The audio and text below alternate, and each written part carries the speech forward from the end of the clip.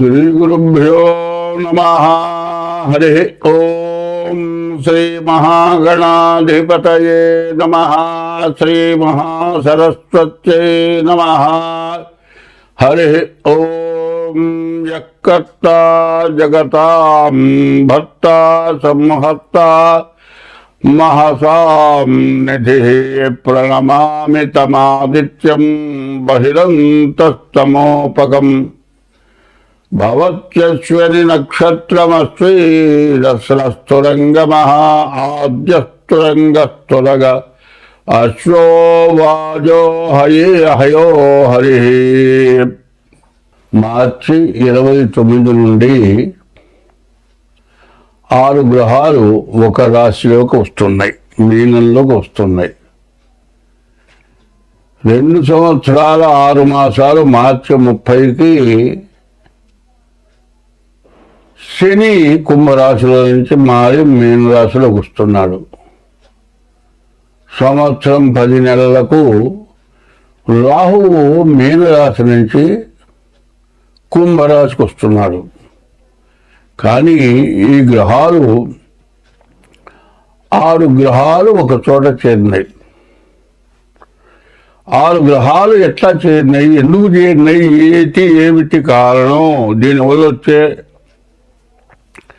కష్టమా నష్టమా సుఖమా దుఃఖమా అనేది ఆలోచించుకోవాలి. ఇంతకుముందు 60 సంవత్సరాలకి పూర్వంలో అష్టగ్రహ కూటమి అనేది వచ్చింది. ఈ అష్టగ్రహ కూటమి వచ్చినప్పుడు కొంతమంది మానవులు నడుస్తూ పడిపోయి పురాణాలు జరిగారు. మంచం మీద పడుకున్నవాడు పడుకున్నట్లే ప్రాణాలు పోయినాయి. తెల్లవారు చూస్తే మనిషి శవమై ఉన్నాడు. ఇట్లా రకరకాలైన మరణాలు, రకరకాలైన వ్యాధులు, రకరకాలైన సమస్యలు వచ్చినాయి. ఇప్పుడు కూడా 24వ సంవత్సరం 2024వ సంవత్సరం నుంచి 2027వ సంవత్సరం వరకు 24, 25, 26, 27 ఈ 4 సంవత్సరాలు కూడా దుష్ట చతుష్టయం అని చెప్పాలి. 24లోనే కొన్ని రకరకాలైన సమస్యలు, బాధలు బాగా పెరిగిపోయి అసలు ఎట్లా బతకాలి, మానవుల కంటే రాక్షసులైనటువంటి జనం, రాక్షసులంటే వేరే లేరు, మానవుల్లోనే రాక్షసులు, రాక్షసత్వం ప్రబలిపోయి చాలా సమస్యలు వచ్చినాయి. అదే కాదండి, ఈ మధ్య కొన్ని యుద్ధాలు వచ్చినాయి. మరి ఉక్రెయిన్ మీద మరి ఇంకో దేశం, ఆ దేశం యుద్ధం చేసింది, రష్యా, అమెరికా. రష్యా ఏం చేసింది, ఉక్రెయిన్ కూడా ఒకప్పటి రష్యాలో భాగమే. మరి వాళ్ళల్లో వాళ్ళు గొడవలు పడి మరి దాన్ని తన భాగంలో ఉన్నటువంటి వాడు విడిగా అన్నదమ్ముల్లాగా విభజన అయిపోయిన తర్వాత తమ్ముడు అన్న మీద ఎదురు తిరిగినట్లుగా ఉక్రెయిన్ రష్యాకి ఎదురు తిరగటంతో వాళ్ళిద్దరికి యుద్ధం వస్తే మధ్యలో కొన్ని దేశాలు ఉక్రెయిన్ని సపోర్ట్ చేసి యుద్ధం జరిపింది. ఈ యుద్ధంలో ఎంత నాశనం అయిపోయిందో, ఎన్ని భవనాలు, ఎన్ని రకాల ఆస్తులు సర్వనాశనం అయిపోయినాయో మనందరికీ కూడా బాగా తెలుసు.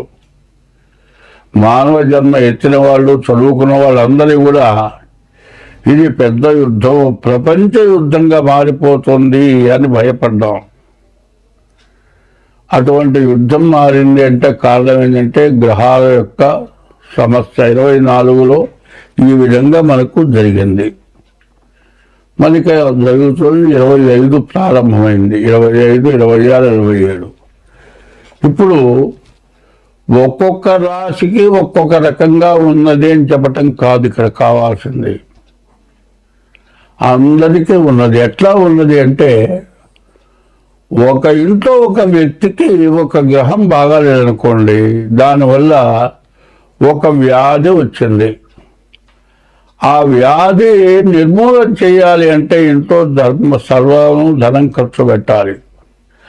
అందరూ కూడా దానికి త్యాగం చేయాలి. అట్లా చేస్తేనే ఆ ఇంట్లో వాళ్ళకి ఆ వ్యాధి తగ్గటానికి వీలవుతుంది. ఇది ఒక ఇంటికి ఒక కుటుంబానికి వచ్చిన వ్యాధి కాదు, ప్రపంచానికి వచ్చిన వ్యాధి. ఈ షష్టగ్రహ కూటం ప్రపంచానికి వచ్చిన వ్యాధి. ఎందుకంటే నేను చాలామంది బలాల రాశి వరకు ఇబ్బంది, బలాల రాశి బాగా బాగుంది, బలాల రాశి వల్ల బాగా సంపాదించుకుంటారు, ఇటువంటి మాటలు కాదు చెప్పాల్సింది. ఎప్పుడు కూడా మంచి చెప్పాల్సిన అవసరం లేదు. నువ్వు కోటీశ్వరుడు అవుతారా అని చెబితే, కాదయ్యా నువ్వు పుట్టినప్పటి నుంచి కోటీశ్వరుడు అంటే నువ్వు నా జాతకం చెప్పేది ఏందా, నాకు కోట్లున్నా నువ్వు చెప్పేది ఏందని అవుతాడు. అది కాదు కావాల్సింది. నీకు కోట్లు ఉన్నా కూడా మధ్యలో నష్టం వచ్చేసేసి 60 సంవత్సరాలు సంపాదించిన మొత్తం సర్వం పోయి కేరా ప్లాట్ఫారం అయిపోయే పరిస్థితి వచ్చినప్పుడు దాన్ని గుర్తు చేయటం ధర్మం. అట్లాగే ఇప్పుడు 2025 నుంచి 27 లోపల గ్రహాల వల్ల రకరకాల సమస్యలు వస్తున్నాయి. ఇవాళ ఇప్పుడు మనం ఆనందంగా ఉన్నామనేది కాదు, అందరం బాగుండాలి. ఇప్పుడు సమస్యలు ఏమిటంటే మన మతం హిందూ మతం. హిందూ మతం అనేది ఎటువంటిదంటే ప్రపంచ దేశాల్లో కూడా పూజింపబడుతున్న మతం హిందూ మతం. హిందూ మతం ఎటువంటిది? అనాది మతం. అనాది మతం అంటే ఎవరు పుట్టించింది కాదు, మొదటి నుంచి ఉన్నటువంటి మతం. ఇందులో న్యాయశాస్త్రం ఏం చేస్తున్నారు? ధర్మశాస్త్రంలో కొంత భాగాన్నే న్యాయశాస్త్రం తీసుకొని కోర్టులో డిక్లేర్ చేస్తున్నారు. మరి అట్లాగే ఈ మధ్య మరి గరికపాటి నరసింహారావు గారు ఈ 6 గ్రహాలు ఒక చోటి చేరినాయి. ఇప్పుడు 60 ఏళ్ల క్రితం అష్టగ్రహం 8 గ్రహాలు ఒక చోట చేరినాయి. ఈ గ్రహాల వల్ల వచ్చినటువంటి సమస్య ఏమిటి? ప్రతి వాళ్ళు రకరకాలుగా చెబుతూ ఉన్నారు. ఇది కాదు మనకు కావాల్సింది. మెయిన్ అసలు ఏమిటి? ఆ మెయిన్ ఎట్లా ఉంటుంది? మెయిన్ అనేది మొదటిది ఎట్లా ఉంటుంది? ఏమంటే శరీరం ఉంది కదా, శరీరానికి 8 రంధ్రాలు ఇచ్చారండి. ఆ 8 రంధ్రాలు ఏంటి? చెవులు 2, కళ్ళు 2, 4, ముక్కులు 2, 6, నోరు 1, 7. 9 రంధ్రాలు ఎక్కడున్నాయి? ఈ మెడకాయ దగ్గర నుంచి పైన 7 రంధ్రాలు ఉన్నాయి. మిగతా 2 రంధ్రాలు 1, 2 మొత్తం కలిపి 9 రంధ్రాలు అయినాయి. ఈ 9 రంధ్రాలు 9 గ్రహాలు అయినాయండి. ఈ 9 గ్రహాలుగా 9 రకరకాల ధాన్యాలు ఉన్నాయండి. ఈ 9 సంఖ్య ఎన్ని రకాలుగా ఉందో చూడండి. మరి చిరుధాన్యాలు అంటున్నారు ఇవాళ. ప్రతి వాళ్ళు చిరుధాన్యాలు లేదనగా 9 రకాల ధాన్యాలు తినమంటున్నారు. అట్లాగే 9 రంధ్రాలు, 9 గ్రహాలు, ఇవన్నీ కూడా ఏం చేస్తున్నాయి అనేది మనకు కావాలి మెయిన్గా. అయితే ఎవడికో వస్తుందనే మాటకి నేను అడుగుతున్నాను. ఎవడికో కాదు, నీకే రావచ్చు. కన్ను ఉందండి, కన్ను ఒక గ్రహం రక్షణ చేస్తుంది, ఒక గ్రహం చెవుల్ని రక్షణ చేస్తుంది, ఒక గ్రహం నోరుని రక్షణ చేస్తుంది, ఒక గ్రహం ముక్కుని రక్షణ చేస్తుంది, ఒక గ్రహం కాళ్ళు చేతులు వీటిని రక్షణ చేస్తుంది. దీంట్లో ఏది రక్షణ చేయకపోయినా ఎవరికి ఇబ్బంది? నీకేగా ఇబ్బంది. అట్లాగే కుటుంబ వ్యవస్థలో ఎవరో ఒకళ్ళకి ఇట్లా ఇబ్బంది కలిగితే ఏమవుతుంది? అందరికీ బాధే. సరే, కుటుంబంలో ఒక వ్యక్తికి ఒక ఇబ్బంది కలిగితే కుటుంబంలో వ్యక్తులందరికీ ఇబ్బంది కదా అనుకుంటే, ఒక దేశానికే ఇబ్బంది కలిగితే దేశంలో ప్రజలందరికీ కూడా ఇబ్బంది కలుగుతుంది. రాజపాపం పురోహిత, రాజు చేసినటువంటి పాపాన్ని పురోహితులు అనుభవించాలి. పురోహితుడు చేసిన పాపాన్ని ప్రజలు అనుభవించాలి. ఈ అనుభవం లేకుండా పోవాలంటే దైవభక్తి కావాలి. ఈ దైవభక్తి అనేది ప్రధానంగా ఉండాలి. ఏమండి, జ్యోతిష్యం చెబుతున్నారు, జ్యోతిష్యంలో మాకు జరగట్లేదు, మాకేమీ లేదు, అంతా జ్యోతిష్యం ఏం చెబుతున్నారు, తలాడు చెబుతున్నారు, ఏది చెప్పినా ఏది చేసినా మాకు బాధలు పోవటం లేదు అనేవాళ్ళు చాలామంది ఉన్నారు. ఎందుకు పోవటం లేదు? మనం జ్యోతిష్యం ప్రకారం పూజ చేశాము, పూజ చేస్తే ఎందుకు పోలేదు అనేది కాకుండా పూజల వల్లే పోవటం లేదా, ఇంకే దీని వల్ల పోవటం లేదు మనకి బాధలు అనేది మనం మెయిన్గా ఆలోచించుకోవాలి. ఎట్లాగూ ఎప్పుడు కూడా స్త్రీని తల్లి, భూమి తల్లి, అమ్మవారు తల్లి, అట్లాగే ఇంట్లో గృహిణి తల్లి. ఆడమనిషిగా ఏం చెప్పారు? 4 రకాల స్త్రీలు ఉన్నారు. మరి 4 రకాల స్త్రీలలో మంచి జాతి స్త్రీలు ఉన్నారు, రకరకాలు ఉన్నారు. వాళ్ళ వల్లే ఈ లోకం, దేశం బాగుపడుతోంది. అందువల్ల భార్యని పెళ్లి చేసుకున్న తర్వాత వాడు ఇంట్లోనే భార్యని అట్టు పెడుతున్నాడు. భార్య ఇంటి బాధ్యతలన్నీ తీసుకుంటోంది. ఎవరిని ఎట్టా చూడాలో అట్టగా చూస్తోంది. ఆమె ఎట్లా ఉంటుంది? కార్యేషు దాసి, చేసే పనులలో దాసిగా పనిచేస్తుంది. కరణేషు మంత్రి భర్తకి సలహా ఇవ్వటంలో మంచిగా ఉపయోగపడుతోంది. భోజ్యేషు మాత, భర్తకి భోజనం పెట్టేవాడు తల్లిలాగా పెడుతోంది. శయనేషు రంభ, భర్తతో పడుకున్నప్పుడు రంభలాగా ఉంటుంది. షట్కర్మయుక్త, 6 కర్మలు చేస్తోంది. కులధర్మపత్ని అన్నారు. భర్త అంటే భరాయించేవాడు, భార్య అంటే భాగాన్ని పంచుకుండేది. ఈ 2 భూమి ఆకాశం. సూర్యుడు భూమి తల్లి, సూర్య భగవానుడు తండ్రి. వాళ్ళెట్టాగో మనం భూలోకంలో కూడా భార్య భర్త, భర్త సూర్యుడు, భార్య భూమి. భూమి ఏం చేస్తోంది? భూమిలోంచి నీళ్ళు వస్తున్నాయి, నవధాన్యాలు పండుతున్నాయి, మరి సముద్రంలో ఉప్పు నీళ్ళు వస్తున్నాయి, మరి నదిలోనే మంచినీళ్ళు వస్తున్నాయి. ఇవి కాక విషవాయువులు వస్తున్నాయి, ఆయిల్స్ వస్తున్నాయి. మరి మంచినీళ్ళు వస్తున్నాయి తాగుదాం కదా అని మంచినీళ్ళలాగానే బావిలో నుంచి ఆయిల్ వస్తుంది కదా, అది తాగితే బతుకుతావా? బతకం కదా.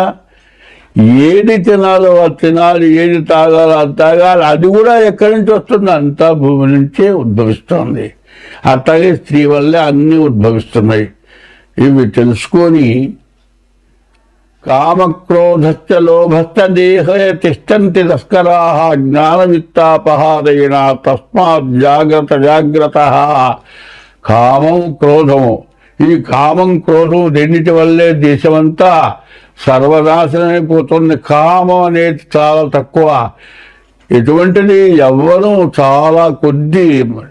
మనిషి 100 సంవత్సరాలు బతికితే బాల్యం 25 సంవత్సరాలు, యవ్వనం ఒక 5 సంవత్సరాలు ఉంటుంది.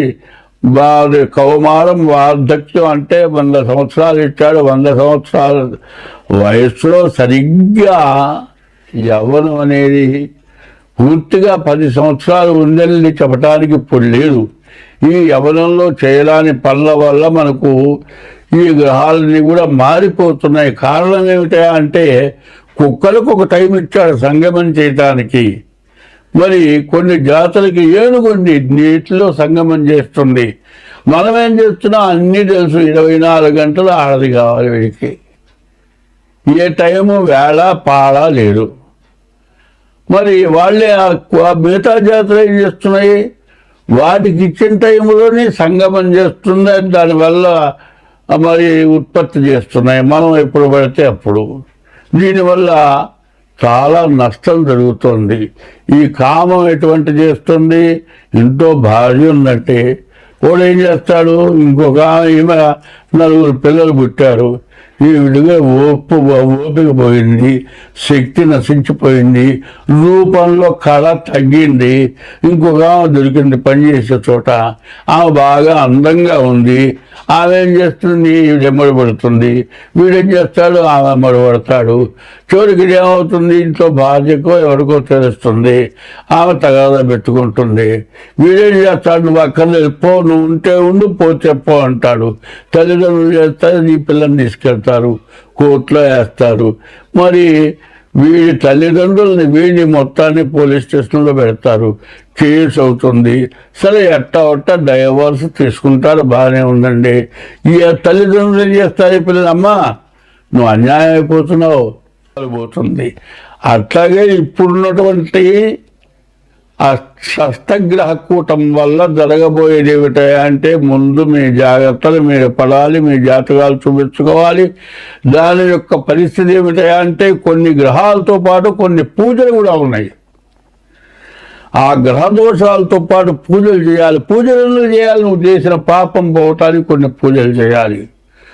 సూర్యుడు నీకు బాగా లేదండి. సూర్యుడికి అధిదేవత ఈశ్వరుడు రుద్రుడు. సూర్యుడు జపంతో పాటు రుద్రుడు కూడా అభిషేకం చేయాలి. అట్లాగే ఒక్కొక్క రాశికి, ఒక్కొక్క గ్రహానికి, గ్రహ దోషాలకి గ్రహ పూజలు కాక దేవతా పూజలు ఉన్నాయి. ఈ దేవతా పూజలు కూడా చేసుకోవడం చాలా అవసరం. ఇట్లా ప్రవర్తించడం, ప్రతిరోజు కూడా నీ ఇష్టదేవాన్ని పూజించడం, ఇవన్నీ చేసుకోవడమే కాక, ఇది ఫిబ్రవరి నెల చాలా దగ్గరలోకి వచ్చింది. ముందుగా మీ జాతకాలు చూపించుకొని మీకు ఏది చేయాలో చేసుకొని, అయితే బాధలు తప్పవు. 100 వంతులు కాకుండా 25 వంతులు తగ్గుతాయి. 75 వంతులు మీరు బయటపడతారు. కాబట్టి ఈ విషయాలు మీరు బాగా అర్థం చేసుకొని జాగ్రత్తగా మీ జాతకాలు చూపించుకొని అన్ని విధాలా బాగుంటుంది. మీరందరూ సుఖంగా ఉంటారు. అందరం బాగుండాలి. బ్రాహ్మడు గోవుడు గోవు బాగుండేటైతే ప్రజలంతా కూడా బాగుంటారు, దేశం అంతా బాగుంటుంది. గోబ్రాహ్మణేభ్య శుభమస్తు నిత్యం లోక సమస్త సుఖినో భవంతు అని చెప్పింది. కాబట్టి అందరం బాగుండాలి అంటే ముందు చెప్పిన విధం ప్రవర్తించండి. స్వస్తి.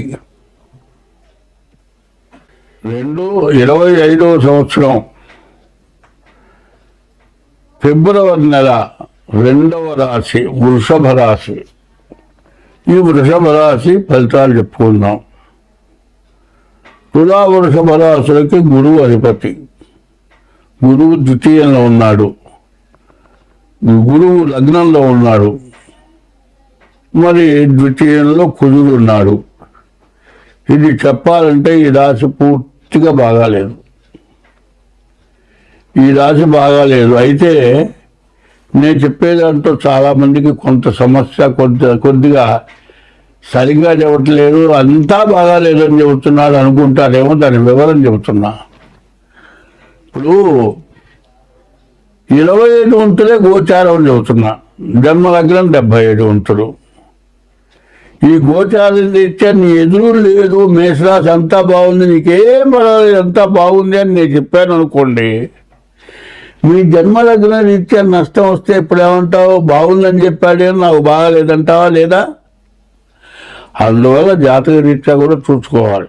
అందువల్ల పూర్తిగా బాగుందనేది కాదు. గోచారం అనేది జన్మ నక్షత్ర రీత్యా 25 వంతులే జరుగుతుంది. అయితే గోచార రీత్యా ఈ వృషభ రాశికి, వృషభ రాశిలోనేమో గురువు, ద్వితీయంలో కుజుడు. మరి ఈ 2 గ్రహాలు ఏం చెబుతారు? ద్వాదశాష్టమ జన్మస్థం శ్రీ మంగారకో గురువు కుర్వంతి ప్రాణ సందేహం స్థాన చలనం ధనక్షేమని. 12 కానీ 1 కానీ 2 కానీ గురువు కానీ శని కానీ కుజు కానీ ఉండేటట్లయితే స్థాన చలనం ధనక్షయం. గురువు 1 ఉన్నాడు, 2 కుజుడు ఉన్నాడు. దీనివల్ల ఉండే ఇంట్లో నుంచి ఖాళీ చేసి వెళ్ళాల్సి వస్తుంది. సొంత ఇల్లైనా కూడా ఏదో ఇబ్బంది అవుతుంది. చేసే ఉద్యోగంలోంచి పోవాల్సి వస్తుంది. అయితే దీంట్లో నుంచి మారిపోతే చాలా మంది అనుకుంటారు ఇల్లు నాకు కలిసి రాలేదు కాబట్టి ఇంకో ఇంట్లో పోతారంటే దొంగెట్టి దొంగదిని మొద్దెత్తుకున్నట్ట. ఇంకో ఇంటికి పోతే ఇంకా ఇబ్బంది అవుతుంది, ఇంకో ఉద్యోగం పోతే ఇంకా ఇబ్బంది అవుతుంది. కాబట్టి గురు కుజుడు పూర్తిగా బాగాలేదు. బాగున్న గ్రహాలు అంటే శుక్రుడు రాహువు, ఈ 2 గ్రహాలు తప్పితే ఏ గ్రహము బాగాలేదు. కాబట్టి ఈ రాశి వాళ్ళకి పూర్తిగా బాగాలేదని చెప్పాలి. ముఖ్యంగా గురు కుజుల వల్ల యాక్సిడెంట్లు కావచ్చు, దెబ్బలు రావచ్చు, అనారోగ్యాలు రావచ్చు, ఉద్యోగం చేసే చోట ఎవడో దొంగతనం చేసి నీ నెత్తిన దొంగతనం వేయొచ్చు. అదే కాదండి, రోడ్డు మీద వెళుతూ ఉంటావు, ఇద్దరు పోట్లాడుకుంటూ ఉంటారు, నిలబడి చూస్తావు, వాళ్ళు పోట్లాడుకుంటూ ఒకడేం చేస్తాడు, దేవుడి దగ్గరికి కత్తి తీస్తాడు, ఎదుటి వాడిని పొడుస్తాడు, వీడు పరిగెత్తుతాడు, వాడి కింద పడి చేస్తాడు, పోలీసులు వస్తారు, చూస్తూ ఉన్నవాడిని నిన్ను పట్టుకుపోతారు. ఏమిటంటే నీ కర్మ, గ్రహస్థితి బాగుండా లేకపోవటమే కారణం. కాబట్టి జాగ్రత్తగా నీవు చేసే వృత్తి ఒళ్ళు దగ్గర పెట్టుకొని చేసుకోవటం, తర్వాత మీ జాతక రీత్యా ఎట్టా ఉందో చూసుకోవటం. దాదాపుగా చెప్పాలి అంటే ఉన్న గ్రహాల్లో 2 గ్రహాలే బాగున్నాయి. శుక్ర రాహువులు బాగున్నాయి. వివాహం జరగడానికి బాగా అవకాశం ఉంది. ఈ వివాహం జరిగేటప్పుడు ఎట్లా ఉంటుందంటే భార్య రూపవతి శత్రువు అన్నాడు. వాడు ఏం చేశాడంటే అందమైన పిల్లని చేసుకున్నట్ట. నాబోటి వాడని చెప్పాడు రూపవతి శత్రువు అన్నట్ట. మంచి అందగద్ద అయితే నీ పిల్లని శత్రువు అవుతుంది అంటే ముక్కు కోసేటవాడు. అది కాదు కావాల్సింది. వివాహం కావటానికి అందంగా పిల్ల ఉండటం కాదు, నీ జాతకంలో బాగుందా లేదా, వివాహం చేసుకుంటానికి అవకాశం లేదా, ఉందా లేదా, వివాహం చేసుకోవాలంటే ఆ పిల్లకి నీకు జాతకం కలిసిందా లేదా, శస్త్రాస్త్రాలు కాలసర్ప దోషాలు ఇవన్నీ ఉంటాయి. ఇటువంటివన్నీ కూడా జాగ్రత్తగా చూసుకొని వివాహం చేసుకుంటే నీకు బాగుంటుంది. వివాహం బాగానే జరుగుతుంది. తర్వాత విపరీతమైన డబ్బు ఖర్చు అవుతుంది, విపరీతమైన అప్పులు అవుతాయి, దండగా మారి ఖర్చు ఎక్కువ అవుతుంది.